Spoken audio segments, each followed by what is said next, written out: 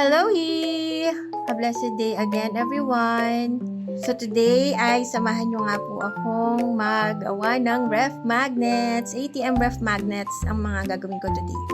So ayan nga po, nakikita nyo po na ako ay nagkakat na using my paper cutter. Kasi hindi po ako gumagamit ng die cutting machine for ATM. I am only using po ang paper cutter na napakadali naman din pong gamitin sa pagkakat ng magnet. So, dyan po, ang una kong ginagawa ay piniprint ko sa A4 photo sticker.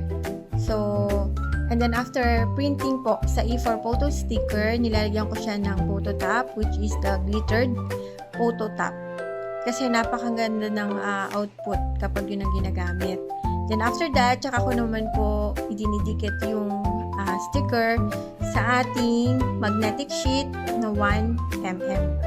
So, sa pagkakat ng magnetic sheet dito sa paper cutter, napakadali lang. Mas nadadalian ako at parang mas mabilis po akong natatapos. Kasi kinakat ko siya nang nakadikit na yung ating image ng ating sticker. So, after that, yung corner na lang ang aking aalisin. So, with that, syempre, kailangan natin ng corner puncher. At ito nga po ang gamit kong corner puncher, the heavy duty corner puncher. So, kapag ito ang gamit ko, napakadali lang matapos yung aking mga gawain.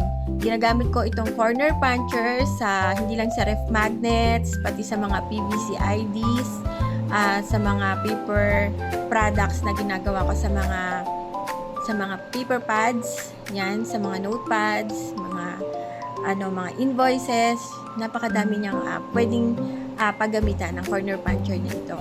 So, for that time, natapos ko na nga po itong ref magnets para sa baby, kay baby for Christine. So, ang next project ko naman po is itong order ni customer na dadalhin sa abroad. So, nag-order siya ng 150 pieces na ref magnets. Mas maliit siya compared sa ATM. So, dahil nga hindi naman ako nagamit ng die cutting, mas pinadali talaga nung paper cutter ang paggawa ng mga project na ganito. Kasi pwedeng makagawa tayo ng mas maliit or mas malaki sa ATM. So, wala tayong pipiliing size. Pwede lahat.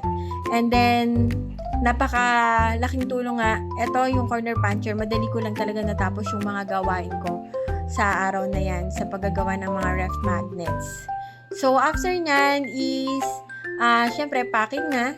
So, ayan. All praises and glory to God na naman sa mga nagawa ko sa araw na yan. Dahil talaga namang napaka-fruitful ng araw kapag ang ating mga ginagawa ay ino-offer natin sa Panginoon. Ma-share ko lang sabi nga sa Roma 11:36, sapagkat ang lahat ng bagay ay mula sa Kanya, sa pamamagitan niya at pag-aari niya. Sa Kanya ang karangalan magpakailanman. So, if we offer all the things that we do to the Lord, talagang alam niyo po yung mga gawain natin, magiging fruitful, magiging madali na parang, hindi ako nakaramdam ng anumang pagod sa araw na yan. Kasi nga, nagawa ko siya ng ino-offer ko yung aking kalakasan, yung lahat sa ating Panginoon na ang lahat ay nagmula sa Kanya kasi wala naman tayong magagawa apart from Him. So, all praises and glory to God. So, I'm so blessed na ayan nga po, natapos ko yung 150 pieces na ref magnets going to Norway. So, thank you again sa mga nanood and see you next time. See you!